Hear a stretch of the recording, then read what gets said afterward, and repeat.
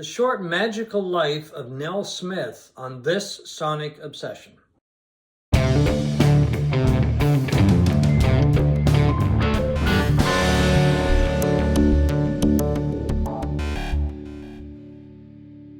Hi folks, I'm John Whidden. Right there beside me is Steve McLeod.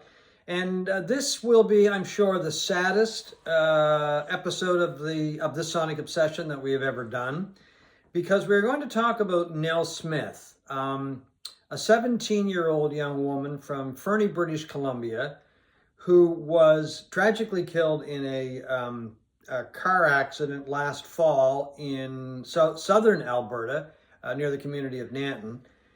And one of the reasons we wanted to feature her was, well, actually there's a couple. She's an outstanding talent, but her first solo album, real solo album, was just released. It's called Anxious. Both of us really like it.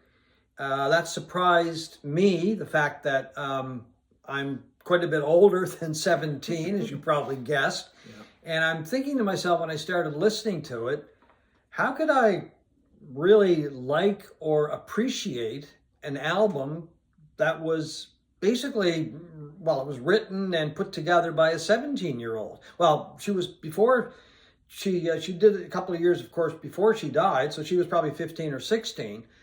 But anyway, I was blown away by her talent.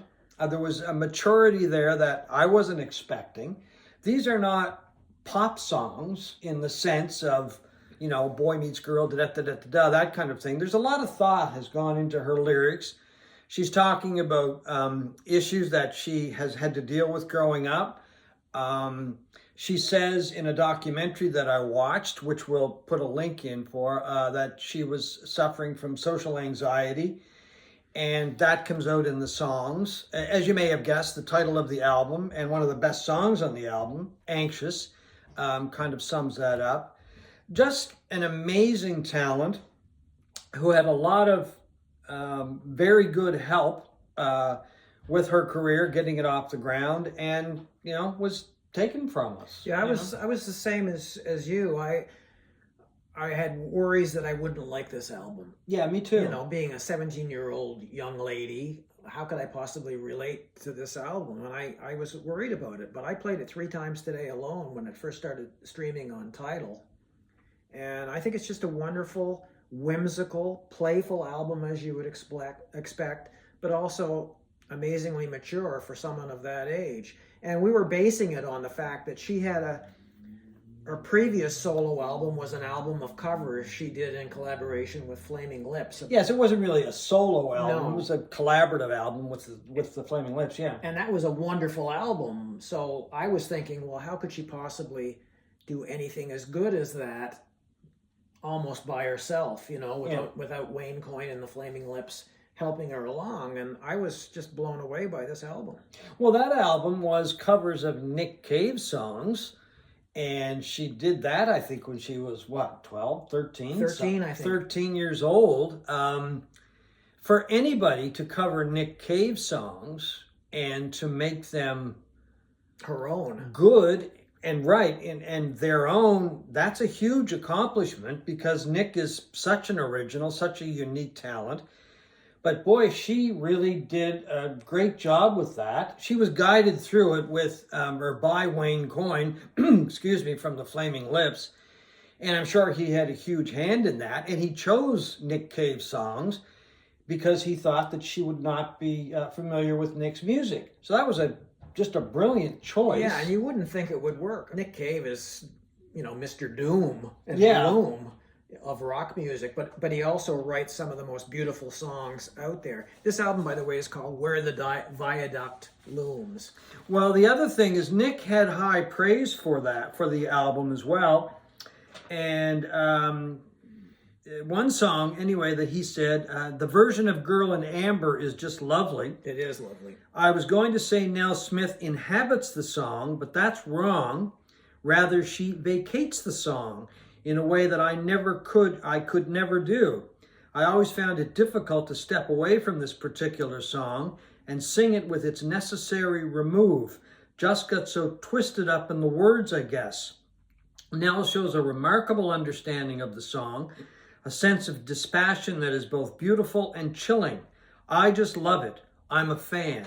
Those are the words of Nick Cave talking about Nell Smith's work on the album. Yeah, and so when Nell was 10, let's go back a bit, she starts going to concerts with her father, and they go to see some Flaming Lips concerts, and anybody who's seen the Lips knows that at one point Wayne Coyne gets in this sort of inflatable, invisible ball, In the bubble. transparent ball, and goes out off the stage into the crowd, rolling around and that.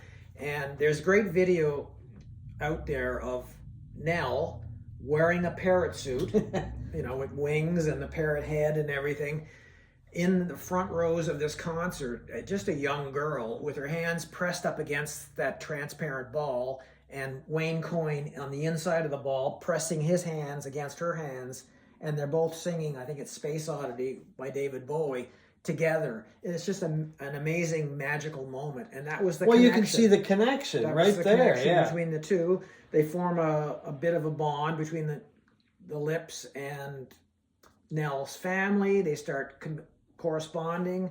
They send some music that she's starting to write and play songs, and they end up doing this collaboration with Nick Cave songs, and that's how it begins. It's really an amazing story and a beautiful story. And she did some dates with the Flaming Lips. I think they were in Europe, and she went on stage. And as she says in this documentary that we'll put the link to in the bottom, but she's on the stage and she says, "I'm nervous, hype me up." And the audience reacts, and then she just takes over. You can see her just get this burst of confidence, and away she goes. So I just find it so sad and unfortunate that we're not going to be able to watch this young lady just grow up and see what she could do over the years. I mean, obviously it's sad that she passed away, but just like she's not going to have that opportunity to grow as an artist, to grow as a person, obviously, and to give us, I think, which would be a lot of just amazing material over the years. When Nell was 15, she got a contract with the British label Bella Union record label, and goes over to England to begin work in the studio with Jack and Lily Walter. They're siblings, British siblings of the band Penelope Isles. And the bulk of the album, Anxious, comprises their work they did in the studio. But when she also returned home to BC, she collaborated with the BC folk band Shred Kelly on 3 other songs, and that is what makes up Anxious. So she worked with a lot of people. Yeah. With Flaming Lips and, of course, a lot of other people putting together Anxious. You talk about how sad it all is, and I think probably the saddest and best song on the album is on Anxious, is called Billions of People. And it's a song about adolescent yearning, which I think anybody who's ever gone through teen years can experience, of, crushes and loves you have for people that probably mostly end up unrequited. And on this song, she sings about this person, and she sings, "If I was in a room with everyone I've ever known, I'd love you." And at the end of the song, she starts repeating this refrain, 7.92 billion, I guess she's meaning the people on Earth, I choose you. 7.92 billion, I choose you. There was a lot of sadness, as you can expect, when she was killed. A lot of reaction from some of those people that she worked with. Wayne Coyne said, "It's still very painful when I realize that Nell is gone. I keep thinking I'll check my text messages from her. I'm sure she has a new drawing or a new piece of a song or a new photo of her cat. And then I remember she is gone." She had a cat that she thought the world of, Colin the cat, and being a cat lover, I can relate to that. In a statement about Nell Smith's music, Nick Cave said, "The brief, fantastical joy that he experiences when he's listening to her songs," and he noted the connection to her life and her death. He said, "There is something holy that happens now when listening to Nell Smith's music." And of course, you can take from that a profound sense of reverence and respect for her legacy. Warren Ellis also left a message. Warren is a collaborator with Nick Cave, of course. He's the fellow with the long hair and the beard. And there are pictures of both Cave and Ellis with Nell Smith online. You can probably find them if you just Google in. Warren Ellis said, "Heartbreaking news, love to her family and loved ones." And Nick Cave's wife, Susie Cave, commented, "My heart is broken for beautiful Nell and her family." So very sad. I guess if you could say one good thing that is coming out of this is a memorial fund that they are setting up, or they have set up in Nell's memory. So the details of that can be found on the website. Yes, the money from that is supposed to go to help young struggling musicians financially. Yeah.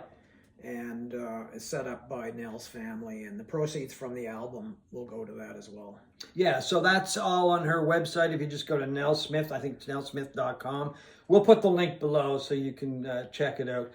But anyway, just a very sad show today. But hopefully people will, watch the show and then listen to her music and just appreciate what an amazing talent she was and just the tremendous music that she gave us in a very short time. Yeah. And it's just very unfortunate and very sad that she's not going to get the opportunity to live her life and to continue to make music and, of course, give us, the listeners, I think, which would have been just brilliant music for many years to come if she had lived. And condolences from us to her family. Yes, obviously. By all means. And anyway, folks, thank you for watching this Sonic Obsession, and check out the links below for more information and to watch the documentary about Nell Smith.